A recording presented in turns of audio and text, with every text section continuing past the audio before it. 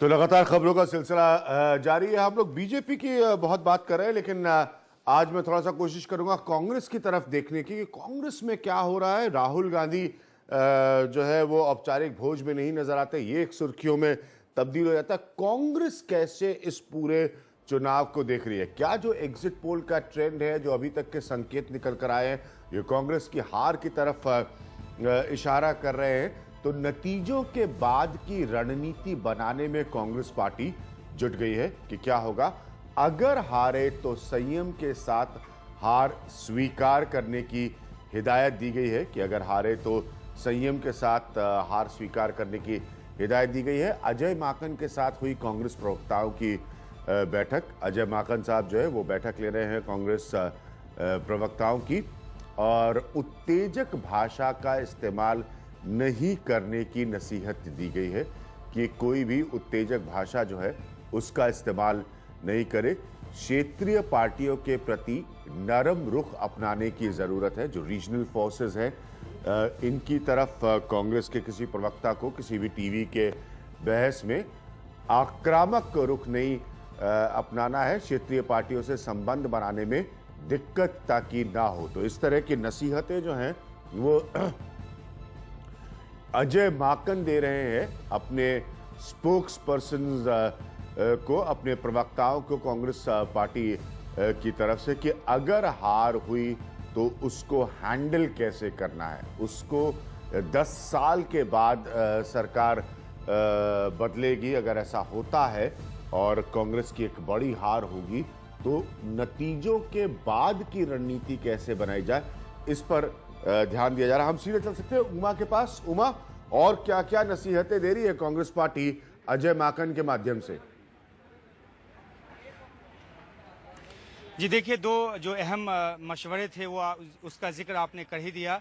ये दो खास मशवरे थे कि आप अगर कल जैसे ट्रेंड आने शुरू होंगे तो ख़ास तौर पे जो कि कल को हमारे एलाइज हो सकते हैं या कल को जिनसे हमारी वाबस्तगी जो है वो हो सकती है, ख़ास तौर पे उन रीजनल फोर्सेस के ख़िलाफ़ जो है वो एक संयमित भाषा का इस्तेमाल करें। उनके ख़िलाफ़ कुछ ऐसा ना बोले कि कल को उनसे संबंध गांठने में दिक्कत हो। और एक अहम बात विज्ञान ये भी कही गई है कि मनमोहन सरकार को लेकर जिस तरह से कई बार कांग्रेस के भीतर ये सुर सुनाई पड़ता है कि ये सरकार जो है इस सरकार की गलत नीतियों की वजह से या महंगाई की वजह से कांग्रेस पार्टी की जो भी स्थिति होने जा रही है उसकी जिम्मेदारी सरकार पे थोपने की से बचने की नसीहत भी जहां तक हमें जानकारी मिली है इस बैठक में दी गई है। तो जाहिर सी बात है कि मनमोहन सिंह को एक दिन पहले ही सम्मान भोज में बुलाया था सोनिया गांधी ने, और एक दिन बाद जब रिजल्ट आ रहे हैं तो पार्टी नहीं चाहती कि कहीं से संदेश जाए कि वो अपने प्रधानमंत्री के खिलाफ पार्टी की तरफ से कहीं से कोई आवाज आ रही है। तो तमाम यही बातें जो हैं वो प्रवक्ताओं को बताई गई हैं, जो देश भर से आए हैं, प्रादेशिक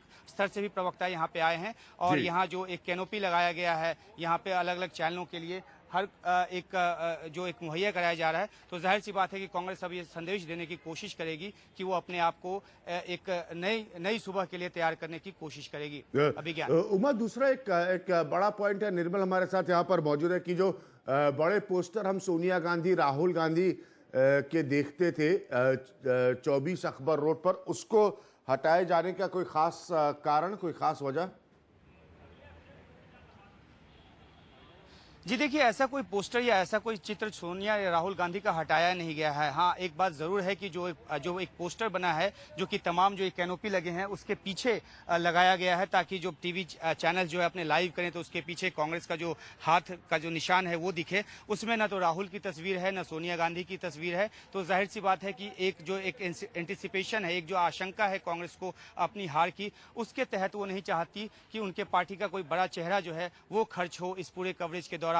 तो न तो राहुल की तस्वीर है, ना अमूमन होता ये कि राहुल की कोई विक्ट्री साइन करती हुई कोई तस्वीर होती या सोनिया गांधी की कोई मुस्कुराती तस्वीर होती। ऐसी कोई तस्वीर उस पोस्टर पे नहीं है जो कि अलग अलग कैनोपीज में यहाँ पे लगाए गए हैं। तो एक संदेश देने की ये भी कोशिश है कि कांग्रेस पार्टी का कोई बेशक वो राहुल गांधी के चेहरे के साथ चुनाव लड़ी हो, लेकिन नतीजों के लिए वो कोई एक चेहरा आगे करके नहीं देखना चाहती कि ये चेहरा है और उसके बाद ये जय या पराजय का भाव जो है वो कांग्रेस को मिला है। अभिज्ञान उमा, बहुत बहुत शुक्रिया हमें बताने और समझाने के लिए कि कांग्रेस जो है वो 16 मई के नतीजों की अपने हिसाब से तैयारी कैसे कर रही है, क्या नसीहतें दे रही है अपने स्पोक्स पर्सन को। निर्मल, स्वाभाविक है जो अजय माकन साहब बता रहे हैं कि भाई संयम से काम लीजिएगा, उतावले मत बनिएगा, कोई ऐसी भाषा का इस्तेमाल मत करिएगा, क्योंकि 10 साल बाद अगर ऐसा होता है तो कांग्रेस के स्पोक्स पर्सन जो है वो इस माहौल से गुजरेंगे। बिल्कुल, देखिए जिस तरह के रिजल्ट आने वाले हैं उसका एहसास सभी लीडर्स को है। और कांग्रेस मतलब जो जितने भी ओपिनियन पोल आए हैं या अभी जो एग्जिट पोल आए हैं वो कोई भी कांग्रेस को 125 या 130 135 से ज़्यादा सीटें नहीं दे रहा है। तो ये पिछली बार जो कांग्रेस को 206 सीट मिली थी उससे बहुत कम है। और इतनी कम सीट आने के बाद ये ऐसा लग रहा है कि मतलब कांग्रेस के खिलाफ एक मैंडेट इसको माना जाएगा। और उसमें भी अगर आप किसी तरह की अकड़ दिखाते हैं उसमें, तो वो जाहिर है उसको बहुत अच्छी तरह से नहीं लिया जाएगा। तो कांग्रेस पहले से अपने स्पोक्स पर्सन को ये समझा रही है कि आप लोगों की बात होती है ह्यूमिलिटी में जी, तो कांग्रेस के जो समझदार समझदार से मतलब पुराने जो हैं, जो सियासत के उतार चढ़ाव से मजे हुए हैं, गुजरे हुए हैं, क्या वो इस बात का इत्तेफाक रख रहे हैं कि ये चुनाव उनके हाथ से जा चुका है? बिल्कुल बिल्कुल, ये कांग्रेस में नीचे से लेकर ऊपर तक सीनियर लीडर्स में भी। और मुझे लगता है कि अभी 2 दिन पहले कांग्रेस प्रेसिडेंट ने जनरल सेक्रेटरीज के साथ मीटिंग की थी और उसमें लगभग सभी ने, उसमें 1-2 लोग थे जिन्होंने कहा कि नहीं, इतना ज़्यादा निराश होने की ज़रूरत नहीं है, परिणाम इतने ख़राब नहीं आने वाले हैं। पर ख़राब आने वाले हैं ये सभी का मानना था। तो 1-2 लोगों ने उसमें थोड़ा सा माहौल ठीक रखने की कोशिश की। और उस पर कांग्रेस प्रेसिडेंट, उन्होंने जब वो तर्क दे रहे थे कि नहीं इतने ख़राब परिणाम नहीं आएंगे, तो कांग्रेस प्रेसिडेंट भी मुस्कुरा रही थी।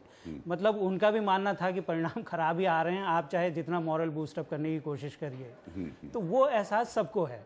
और इसमें और आपको ध्यान होगा 2004 में और 2009 में जब यूपीए की सरकार आई थी, तो उसके बाद काफ़ी समय तक, करीब 1-1.5 साल तक बीजेपी का बहुत आक्रामक रवैया रहा था। और कई बार ये कांग्रेस ये आरोप लगा चुकी है बीजेपी पर इस दौरान में कि उनको 2004 या 2009 की हार उनको पच नहीं रही है। तो इसलिए कांग्रेस को वो चीज़ भी ध्यान होगी कि उन्होंने जब बीजेपी पर वो उस तरह के आरोप लगा रहे थे तो वैसे आरोप उन पर ना लगें आप। और जाए जब अगर 100 के आसपास कांग्रेस की सीट आ रही है तो उसमें एक हम्बल होने के अलावा और कोई चारा नहीं बचता। और कोई चारा नहीं बचता है। हम जरा बीजेपी की तस्वीर भी आपको दिखाते हैं कि भारतीय जनता पार्टी में क्या माहौल है। भारतीय जनता पार्टी 11 अशोक रोड का उनका जो मुख्यालय है, उनका हेडक्वार्टर है, वो यकीनन जैसे कांग्रेस के लिए सत्ता है, वक्त है, सियासत है, सब बदलती है, कांग्रेस के लिए जैसे तस्वीर बदल रही है, भारतीय जनता पार्टी के लिए भी एक बहुत बड़ा बदलाव होगा उस 11 अशोक रोड पर, जहां सबसे पहले मुझे अच्छी तरह से याद है अटल बिहारी वाजपेयी ने एक प्रेस कॉन्फ्रेंस की थी जब पहली बार बीजेपी की सरकार असफल सही 13 दिनों के लिए आई थी। तो क्या वो 11 अशोक रोड की तस्वीर बदल रही है?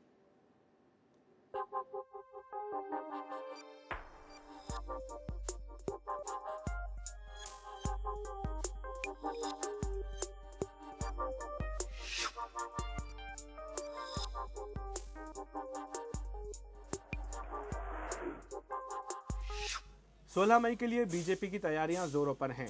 पार्टी मुख्यालय सजाया जा रहा है, तो वहीं जीत की भविष्यवाणी से खुश पार्टी नेताओं का आपस में मिलने जुलने का सिलसिला जारी है। बीजेपी में काम कर रहे आरएसएस नेताओं ने संघ नेता सुरेश सोनी के साथ राजनाथ सिंह से मुलाकात की।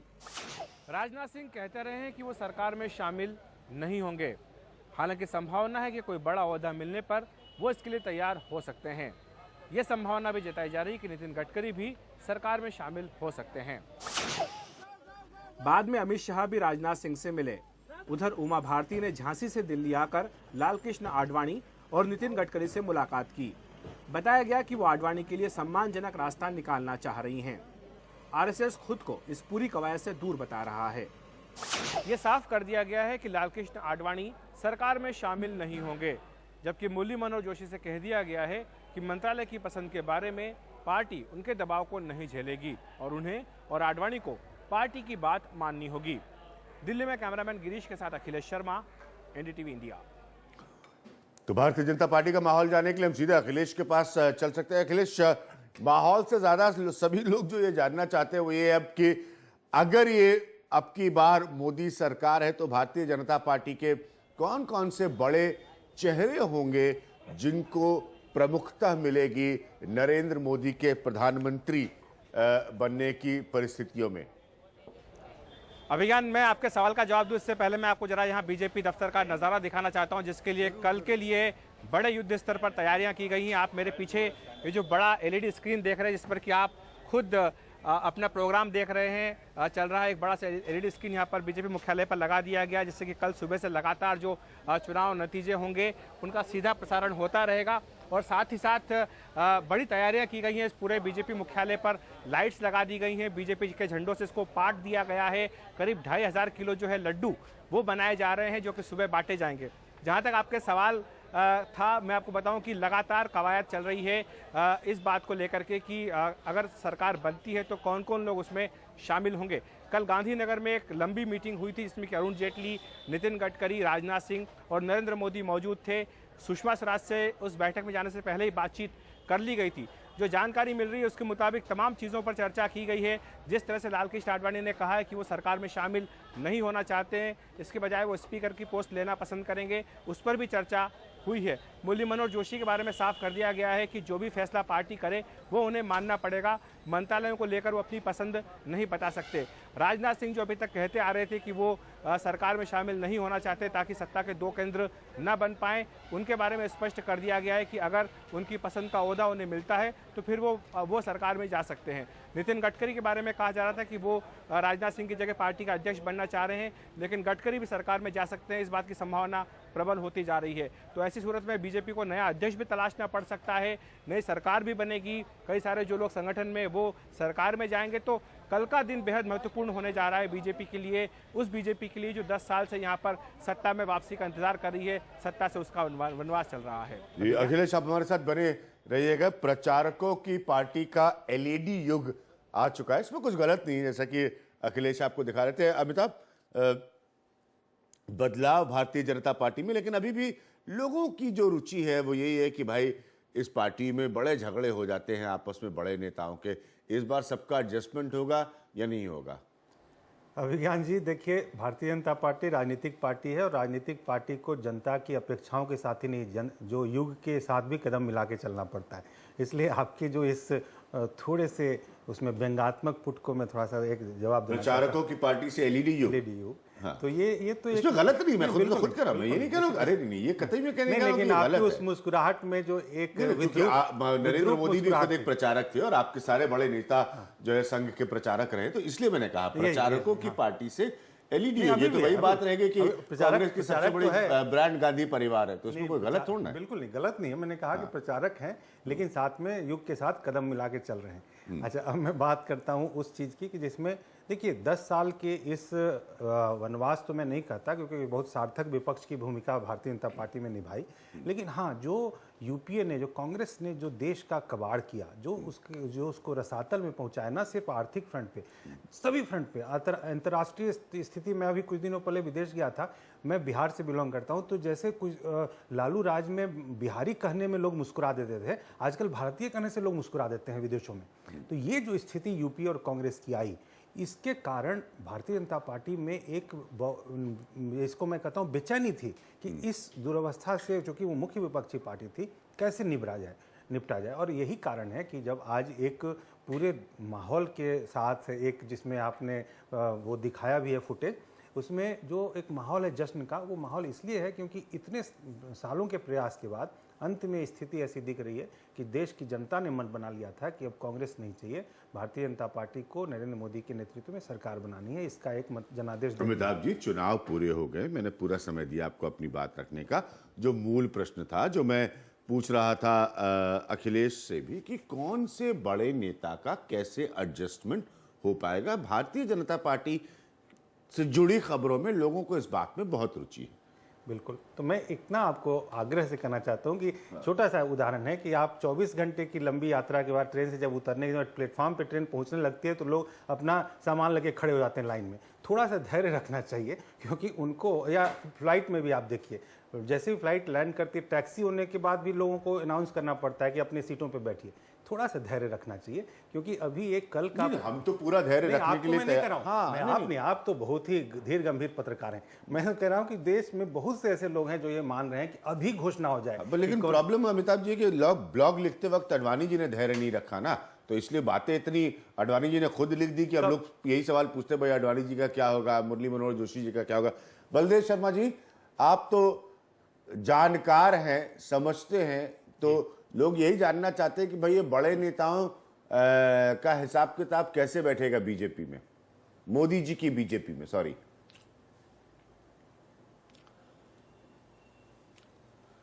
देखिए, जब सत्ता आती है तो किसी भी दल के सामने ये प्रश्न भी खड़े होते हैं और कई बार ये बातें समस्याएं भी बनती हैं। और भारतीय जनता पार्टी में जितने बड़े बड़े कद के नेता हैं, तो ये स्वाभाविक है कि उनके समायोजन को लेकर एक चिंता सब और है, और उन्हीं चिंताओं का समाधान करने के लिए मुझे लग रहा है कि आज कल ये सब मिलना जुलना जो चल रहा है, वो उनके यहाँ जा रहे हैं, वो उनके यहाँ जा रहे हैं, तो उसमें से एक सर्वमान्य रास्ता निकल सके और एक बड़ा मौका भारतीय जनता पार्टी के सामने आ रहा है, तो उसमें कोई विघ्न बाधा न पड़े, मुझे लगता है उसी के लिए सारी एक्सरसाइज हो रही है कि एक बड़ी जिम्मेदारी, बड़ी चुनौती का सामना करने के लिए भारतीय जनता पार्टी जा रही है। और पूरी पार्टी का नेतृत्व जिसमें विशेषकर मुरली मनोहर जोशी और आडवाणी जी जैसे वरिष्ठ लोग हैं, जिनके योगदान से ये पार्टी आज यहां तक पहुंची है, उन सबका आशीर्वाद, उन सबका सहयोग भी मिले, इस सबके लिए कवायद हो रही है। और सबको सम्मान मिले उनके इच्छा के अनुसार भी, और कई बार इच्छा के अनुसार सब चीजें अभिज्ञान जी नहीं होती हैं, तो पार्टी के हिसाब से भी लोगों को सोचना पड़ता है।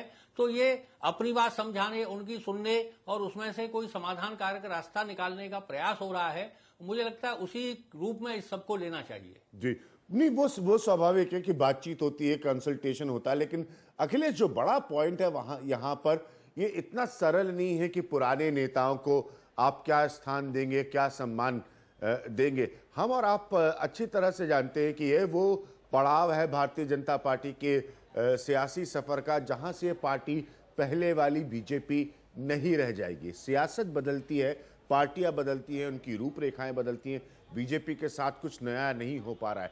तो इसका तालमेल अखिलेश, इसका बैलेंस कौन बना पाएगा बीजेपी में? क्या नरेंद्र मोदी बना सकते हैं इसको? बहुत बड़ी चुनौती होगी अभिज्ञान नरेंद्र मोदी के सामने ये संतुलन बिठाने की भी। और मैं आपको यहाँ पर ये भी स्पष्ट करूँ कि जिस तरह से गुजरात में उनका रिकॉर्ड रहा है, जिसको लेकर के कई तरह के सवाल भी उठते रहे हैं कि क्यों वो सबको अपने साथ लेकर के नहीं चल पाए हैं, और सही कई तरह के प्रश्न चिन्ह भी लगते रहे हैं क्या वैसी ही कार्यशैली उनकी यहाँ पर रहेगी या नहीं रहेगी। जहाँ तक लालकृष्ण आडवाणी, मुरली मनोहर जोशी का प्रश्न है, मैं आपको बताऊं कि किस तरह से आरएसएस ने ये स्पष्ट किया था। आरएसएस चाहता था कि दोनों ही जो नेता हैं ये राज्यसभा में जाएं और लोकसभा का चुनाव न लड़ें, लेकिन इसके बावजूद भी इस इंटेंशन में कामयाबी नहीं मिल पाई।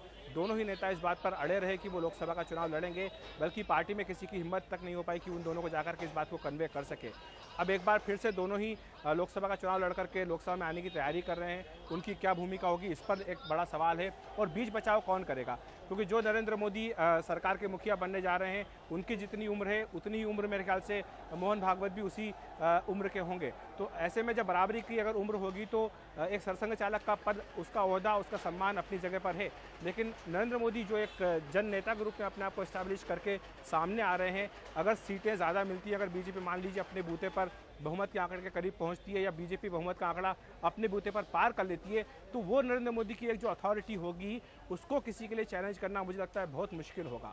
और वैसे में भी नरेंद्र मोदी की जो कार्य करने की शैली रहती है उसमें उन्हें इस बात पे ज़्यादा स्वतंत्रता अगर मिलती है तो वो अपना काम अच्छे आसानी से कर पाते हैं। ये बात हमने हमेशा गुजरात में देखी है। तो ये देखना होगा कि किस तरह के नंबर्स आते हैं, किस तरह की सरकार बनती है, मोदी को काम करने की कितनी आज़ादी मिलती है और किस तरह से फिर वो काम कर पाते हैं। अमिताभ, अभी भी ये चुनौती है? चुनौती तो निश्चित रूप से ये होगी अभिज्ञान जी कि चूंकि देश की जनता ने इतना बड़ा एक कंधों पे रखा है, विश्वास किया है और जिम्मेवारी रखी है, तो उसको कैसे निर्वाह किया जाए उसका ईमानदारी पूर्वक। और उसमें मैं आपको एक भरोसा दिलाना चाहता हूँ, एक आपका राष्ट्रीय चैनल है, लोकप्रिय चैनल है, लेकिन देखिए इसमें जो भारतीय जनता पार्टी और श्री नरेंद्र मोदी जी की प्राथमिकता है वो सबसे बेहतर सरकार देने की। उसमें श्री आडवाणी जी न सिर्फ शीर्ष पुरुष हैं भारतीय जनता पार्टी के, उनके अनुभवों की गहराई आप मापना बहुत मुश्किल है। इसीलिए उनकी आप देखिए पिछली बार जो भी आपने ब्लॉग की बात जो भी की, मैं उस बात को किनारे करके इतना कहना चाहता हूं कि भारतीय जनता पार्टी में जो एक कलेक्टिव लीडरशिप है, जो एक सामूहिक नेतृत्व है, वो चीज़ों को सुलझाने में सक्षम है। उसके बाद जब लोग उनसे बात करने के लिए गए भी हैं, आगे भी बात करेंगे, जो डॉक्टर जोशी की भी बहुत अपनी वो हैं क्षमताएं हैं, उन लोगों को शामिल करके और सबसे ज़्यादा जिसको ऑप्टिमम यूटिलाइजेशन कहते हैं, जिसका सबसे बेहतर उपयोग उनकी क्षमताओं का नरेंद्र मोदी के लिए ना सिर्फ एक चुनौती है बल्कि उनके लिए एक तरह से ये एक गिफ्ट है पार्टी का, कि पार्टी ने उनको एक तरह का उपहार दिया है, न सिर्फ एक नेता बना के उनको जन समर्थन जो भूतपूर्व मिला उनको, उसके साथ पार्टी ने उनको अनुभवी नेता। क्या उनको उपहार चाहिए? अब देखिए, आपको तो मैंने कहा कि जब फ्लाइट पॉइंट यही है, आपने भी कहा जो अमिताभ जैसे एक्सप्लेन कर रहे हैं कि ये संतुलन रखना पड़ेगा। मैं पूरी इत्तेफाक रखता हूं अखिलेश की बात से, लेकिन ये उपहार, संतुलन, ये सब क्या नरेंद्र मोदी जी को चाहिए, या ये ऐसा करेंगे कि परिस्थितियां ऐसी बन जाएंगी कि परिस्थितियों के दबाव में वो ऐसा करेंगे?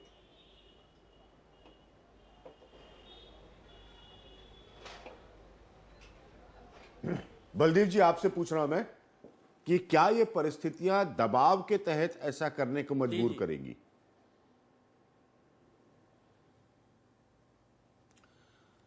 देखिए, दबाव तो मुझे नहीं लगता है। नरेंद्र भाई के बारे में जिस तरह के परसेप्शंस बन गए हैं कि वो अपनी मनमर्जी से चीजें सेटल करते हैं और जो चाहते हैं वो करते हैं, पिछले 4 दिनों से जो दिखाई दे रहा है एग्जिट पोल के बाद, तो उसमें नरेंद्र मोदी जिस तरह सब लोगों से मिल रहे हैं, अहमदाबाद गांधीनगर मिल रहे, उनसे गडकरी और राजनाथ सिंह और जेटली गए, और उसी बातचीत के आधार पर दिल्ली में भी जिस तरह का मिलना जुलना हो रहा है, तो मुझे लगता है नरेंद्र मोदी चाहते हैं कि सबको साथ लेकर चलने का कोई मार्ग बने और जिसमें जो सीनियर लीडर्स हैं पार्टी के, उनका भी सहयोग मिले, उनकी भी सहमति मिले, उनका आशीर्वाद मिले। तो इसलिए ये मनमानी करने का या दबाव वाला प्रश्न नहीं है। भारतीय जनता पार्टी पर देखिए इतनी बड़ी जिम्मेदारी आई है ये, कि इस जिम्मेदारी से भारतीय जनता पार्टी न किसी तरह भाग सकती है, न अपने को विफल दिखा सकती है, क्योंकि इतिहास में यह दर्ज होगा कि अभी देखिए केजरीवाल ने जिस तरह जन लोकप्रियता पाकर दिल्ली में सरकार बनाई और वहां से भाग गए, तो ये गैर जिम्मेदारी है। लोकतंत्र में जनता ने जो जिम्मेदारी दी है उसको अच्छी प्रकार से निभाना, और जो अपेक्षाओं का बोझ है नरेंद्र मोदी की सरकार पर पड़ने वाला, उस जिम्मेदारी से हम कैसे निपटें, उसको अच्छी तरह पूर्ण करें, इसी के लिए सारी कवायद हो रही है।